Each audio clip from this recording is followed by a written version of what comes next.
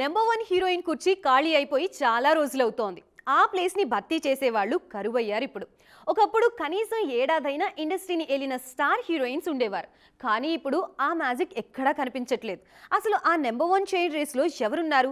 ఆ కుర్చీ ఎందుకు ఖాళీగా ఉందో ఎక్స్క్లూజివ్ స్టోరీలో చూద్దాం. 10 ఏళ్ల కిందట అనుష్క, సమంత, తమన్నా లాంటి స్టార్ హీరోయిన్లు టాలీవుడ్ ని ఏలారు. ఒక్కొక్కరు కనీసం 2-3 ఏళ్లైనా టాప్ లో ఉన్నారు. ఆ తర్వాత పూజా హెగ్డే, రష్మిక మందాన తమ క్రేజ్ తో 2 ఏళ్ల పాటు దుమ్ము దులిపేశారు. రీసెంట్ గా శ్రీలీల ఏడాది పాటు ఇండస్ట్రీని ఊపేసినా ఆ తర్వాత మ్యాజిక్ కొనసాగలేదు.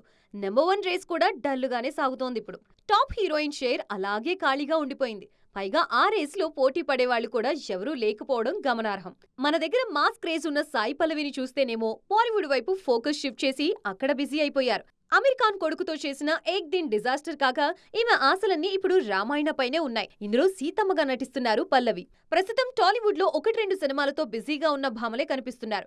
జూనియర్ ఎన్టీఆర్ సినిమాతో రుక్మిణి వసంత్, కుర్ర హీరోలతో భాగ్యశ్రీ బోర్సే లాంటి వాళ్లు సందడి చేస్తున్నారు. అలాగే రామ్ చరణ్ పెద్దితో జాన్వి మరోసారి ట్రెండ్ అయ్యారు. దేవరా 2తో రానున్నారు. వీళ్లంతా సీజన్ లా వచ్చి వెళుతున్నారు కానీ పాతకుపోయే వాళ్ళెవరూ కనిపించట్లేదు. ఒకరి తర్వాత ఒకరు వచ్చి వెళుతున్నారే తప్ప నెంబర్ 1 అనిపించుకునే రేంజ్ లో ఏ ఒక్కరూ ఆ కుర్చీలో సెట్ అవ్వలేకపోతున్నారు. సమంత మా ఇంటి బంగారంతో హిట్ కొట్టిన రేసులో లేరు. తమన్నా, రష్మిక, కాజల్ సహా అంతా సీనియర్స్ అయిపోయారు. మిగిలిన వాళ్లు అప్పుడప్పుడు వస్తున్నారు. మరి ఈ స్థానాన్ని దక్కించుకుని టాలీవుడ్ ని మళ్లీ శాసించే ఆ స్టార్ హీరోయిన్ ఎవరవుతారో చూడాలి. టాలీవుడ్ లో కొన్నేళ్లుగా ఓ కొత్త ట్రెండ్ నడుస్తోంది. మొదట్లో దాదాపు 20 ఏళ్ల కింద మహేష్ బాబు ఇది స్టార్ట్ చేశారు. అదే తర్వాత ప్రభాస్ కూడా కంటిన్యూ చేశారు. బాగుంది కదా అని నాగ చైతన్య ఫాలో అయ్యారు. తాజాగా రామ్ చరణ్ కూడా ఇదే చేయబోతున్నారు. వీళ్ళంతా తండ్రుల వారసత్వంతో పాటు మరోటి కూడా తీసుకుంటున్నారు. అదేంటో తెలుసా? సినిమా ఇండస్ట్రీలో తండ్రుల నుంచి తనయులకు వారసత్వం రావడం సర్వసాధారణం. కష్టపడుతున్నారు, హిట్లు కూడా కొడుతున్నారు వారసులు. తమకంటూ ప్రత్యేకమైన గుర్తింపుతో పాటు మార్కెట్ సంపాదిస్తున్నారు. ఈ క్రమంలోనే వాళ్ల పేర్ల ముందు ఆ స్టార్, ఈ స్టార్ అని బిరుదులు కూడా వస్తున్నాయి. ఇప్పుడు దానికి అప్డేటెడ్ ట్రెండ్ మొదలైంది. తండ్రుల నుంచి కేవలం నటన వారసత్వమే కాదు, బిరుదులు కూడా తీసుకుంటున్నారు తనయులు. ఇన్నాళ్లు రామ్ చరణ్ పేరు ముందు మెగా పవర్ స్టార్ అని ఉండేది. మెగాస్టార్ నుంచి మెగా, పవర్ స్టార్ నుంచి పవర్ తీసి చరణ్ను మెగా పవర్ స్టార్ను చేశారు ఫ్యాన్స్. కానీ ఇప్పుడు ఏకంగా దేశ ప్రధాని మోదీనే తన కొడుకును న్యూ ఏజ్ మెగాస్టార్ అన్నారంటూ చిరు సంబరపడ్డారు. పెద్ద ఈవెంట్లో చరణ్ నటన గురించి చెప్తూ పొంగిపోయారు చిరంజీవి. ఇకపై Charan జీవిగా మారిపోయారంటూ గర్వపడ్డారు Chiranjeevi.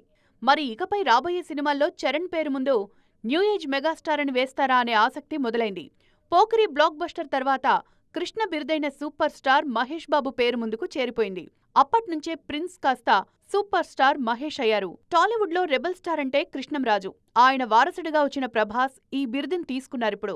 Young rebel star నుంచి రెబల్ స్టార్ అయ్యారు ప్రభాస్. అలానే నాగార్జున బిరుదు యువ సామ్రాట్ నాగ చైతన్య పేరు ముందు చేరిపోయిందిప్పుడు. మొత్తానికి వారసత్వమే కాదు, తండ్రుల పేర్ల ముందుండే బిరుదుల్ని కూడా కాలక్రమంలో తీసుకుంటున్నారు వారసులు. ఎవరు అవునన్నా కాదన్నా ఒక్కటైతే నిజం, రాజమౌళి గతంలో మాత్రమైతే లేరు. కానీ మహేష్ మాత్రం ముందులాగే ఉన్నారు. ఏ విషయంలో అనేది కాస్త ఆలోచిస్తే మీకే అర్థమైపోతుంది. జగన్న కోసం మహేష్ మారిపోతారేమో అనుకుంటే ఏకంగా దర్శకధీరుణ్ణి మార్చేశారు సూపర్ స్టార్. వారణాసి షూటింగ్ విషయంలో ఏం జరుగుతుందో డీటెయిల్గా చూద్దామా? వారణాసి షూటింగ్ కు చిన్న బ్రేక్ ఇచ్చారు మహేష్ బాబు. 3 నెలలుగా నాన్ స్టాప్ షెడ్యూల్స్ పూర్తి చేసిన సూపర్ స్టార్ షార్ట్ బ్రేక్ తీసుకున్నారు. కుటుంబంతో పాటు షార్ట్ ఫ్యామిలీ వెకేషన్ కు వెళ్లారు.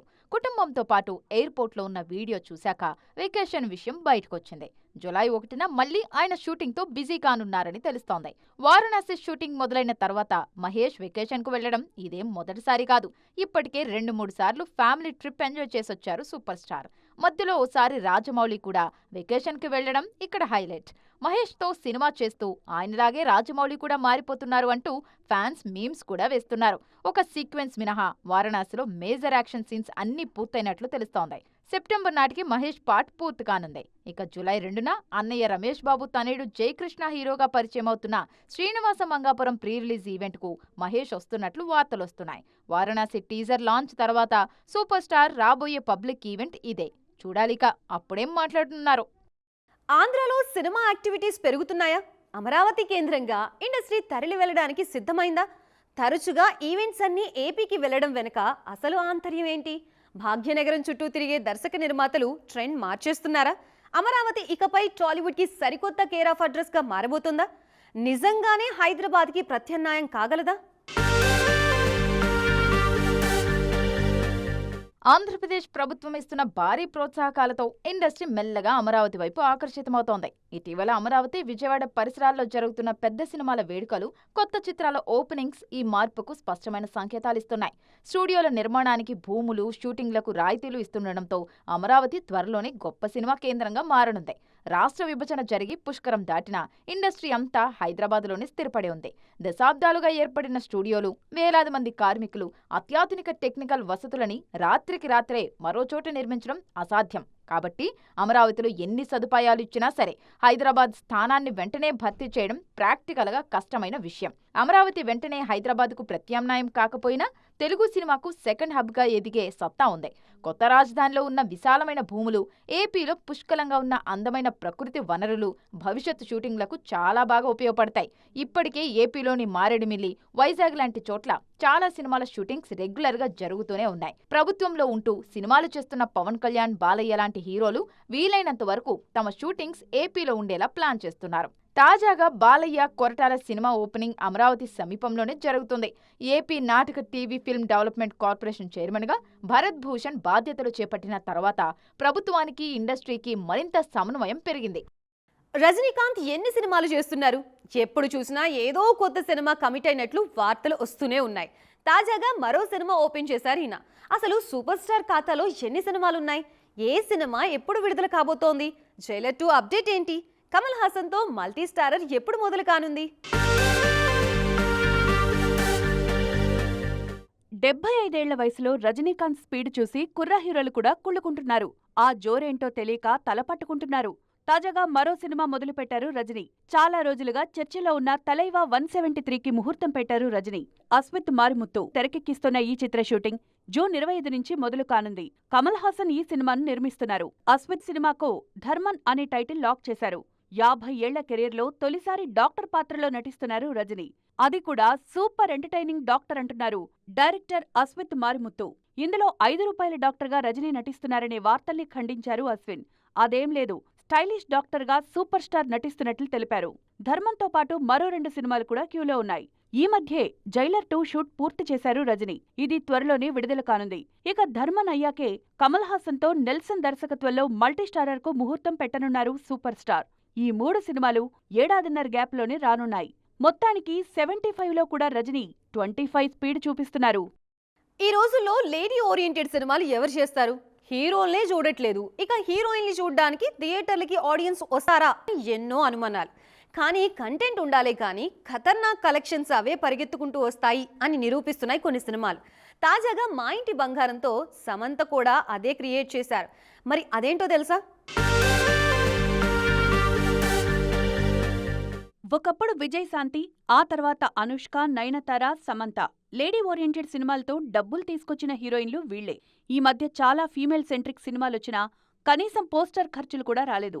ఇలాంటి టైంలో గతేడాది కొత్త లోక రికార్డులు తిరగరాసింది. కళ్యాణి ప్రియదర్శన్ హీరోయిన్గా నటించిన ఈ సినిమా 300 కోట్లతో చరిత్ర సృష్టించింది. సూపర్ విమెన్ కాన్సెప్ట్తో వచ్చిన కొత్త లోక సౌత్లో హైయెస్ట్ కలెక్షన్స్ తీసుకొచ్చిన లేడీ ఓరియంటెడ్ సినిమాగా కొత్త చరిత్ర సృష్టించింది. దీనికంటే ముందు 77 కోట్లతో మహానటి టాప్లో ఉండేది. అలాగే అనుష్క నటించిన అరుంధతి 68 కోట్లు, భాగమతి 65 కోట్లు, రుద్రమదేవి సినిమాకు 59 కోట్లొచ్చాయి. ఇప్పుడు సమంత ఈ 50 కోట్ల క్లబ్లో చేరిపోయారు. నందిని రెడ్డి దర్శకత్వంలో రాజు నిడిమోరు కథ, స్క్రీన్ ప్లే అందించిన మా ఇంటి బంగారం 6 రోజుల్లోనే 50 కోట్ల క్లబ్లో చేరిపోయింది. సౌత్లో 50 కోట్ల గ్రాస్ వసూలు చేసిన 6వ సినిమాగా మా ఇంటి బంగారం నిలిచిపోయింది. ఓ మిడ్ రేంజ్ హీరో సినిమాకు ఏమాత్రం తీసిపోని ఓపెనింగ్స్ ఈ మూవీకొచ్చాయి. ఇంకా వస్తున్నాయి కూడా. మొత్తానికి బయ్యర్లకు నిజంగానే బంగారంలా మారింది సమంత సినిమా. సో చూసారుగా, ఇది ఇవాల్టి ఈటీ ఎక్స్క్లూజివ్. మరో ఈటీ ఎక్స్క్లూజివ్తో మళ్ళీ కలుద్దాం. అప్పటి వరకు చూస్తూనే ఉండండి TV9.